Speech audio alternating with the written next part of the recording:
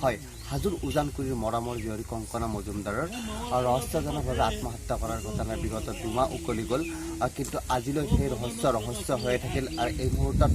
video' জাৰ্নেলিষ্টে আপোনালোকক দেখুৱাইছে এটা সমাধিস্থল কংকনা মজুমদাৰ মৰমৰ জীয়ৰী আছিল উজানকুৰিবাসীৰ আৰু অতি নিৰ্জীৱ স্বভাৱৰ ছোৱালীজনী আচলতে কি অৱস্থাত এনেকুৱা ৰহস্যজনকভাৱে আত্মহত্যা কৰাৰ ঘটনা সংঘটিত হৈছিল আৰু উজানকুৰিবাসীৰ আচলতে এটা সন্দেহ যে এই ঘটনা আচলতে ৰহস্যজনক আত্মহত্যা হ'বই নোৱাৰে তেওঁক হত্যা কৰা হৈছিলে এই কথা বাৰে বাৰে উজানকুৰিবাসীয়ে প্ৰতিবাদেৰে জনাই আহিছে দাবী জনাই আহিছে কিন্তু আজিলৈকে এই ঘটনাত জড়িত থকাৰ অভিযুক্ত স্বামী দীপেন দাস কিন্তু আজিলৈকে গ্ৰেপ্তাৰ নহ'ল অসম আৰক্ষীয়ে তেওঁক আজিলৈকে বিচাৰি উলিয়াব পৰা নাই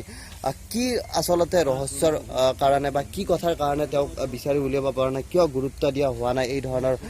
ঘটনাত জড়িত থকাৰ অভিযুক্ত স্বামী দীপেন দাসক কিয় গ্ৰেপ্তাৰ কৰিব পৰা নাই সেয়া কিন্তু এক ডাঙৰ প্ৰশ্ন এই মুহূৰ্তত এই সমাধিস্থলত আমি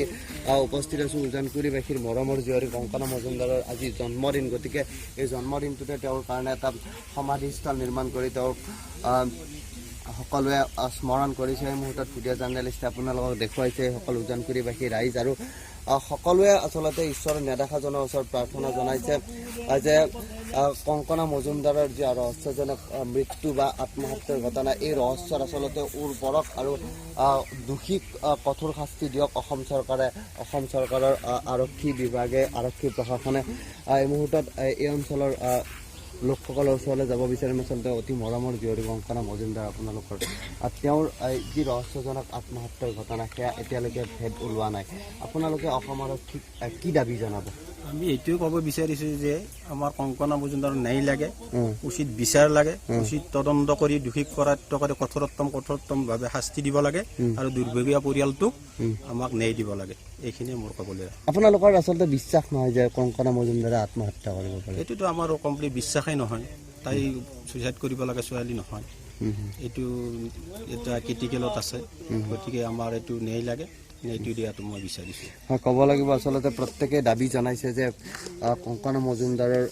ৰহস্যজনক আত্মহত্যাৰ ঘটনা আত্মহত্যা হ'বই নোৱাৰে তেওঁক হত্যা কৰা হৈছে আৰু এই মুহূৰ্তত মাতৃ আছে কংকনা মজুমদাৰৰ মাতৃক আপোনালোকে তেওঁ শোকত থাকি পৰিছে জীয়ৰীৰ এই সমাধিস্থললৈ আহি ক'ব লাগিব যে আৰু প্ৰত্যেকজনৰ আচলতে অশ্ৰু নিগৰি আহিছে সকলোৱে কান্দিছে আচলতে কংকনা মজুমদাৰক স্মৰণ কৰি অতি নিৰ্জীৱ স্বভাৱৰ ছোৱালী আছিলে কংকনা মজুমদাৰৰ অন্য এগৰাকী মহিলাৰ ওচৰলৈ যাব বিচাৰে কি দাবী জনাব আজিলৈকে আচলতে কংকনা মজুমদাৰৰ ৰহস্যজনক আত্মহত্যাৰ ঘটনা তেনেকৈ ৰহস্য হৈ থাকিল কি দাবী জনাব আৰক্ষীক দাবী মানে আমাৰ অতি মৰমৰ ৰামদিয়াবাসী উজানকুৰিৰ কংকনা মজুমদাৰ তেওঁ তাৰমানে কোনো পধ্যে আত্মহত্যা কৰিব নোৱাৰে আমি ভাবিবই নোৱাৰোঁ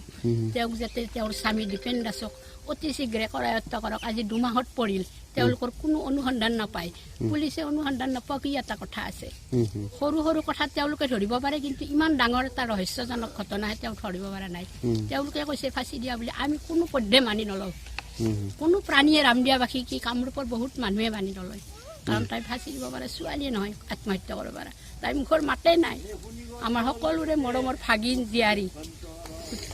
হয় ক'ব লাগিব যে আচলতে অতি এক শোকাকুল পৰিৱেশ আৰু সকলোৱে আচলতে বিচাৰিছে এই ঘটনাৰ